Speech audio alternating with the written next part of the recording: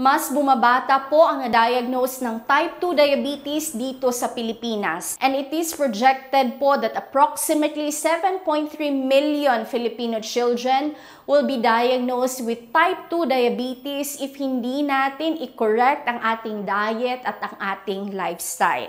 Pwede pong magka-develop ng diabetes if parati tayong kumakain ng processed meat tulad ng hotdog, pansit canton, at ang parating pag-inom ng soft drinks. Tingnan mo na lang ang mga news na ito.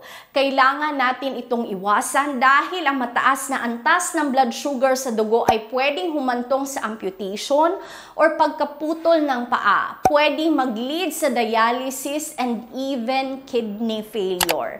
Kaya naman, ugaliin na palitan ng masustansyang pagkain ang mga processed food at i-encourage natin ang kabataang Pilipino to engage more in physical activity.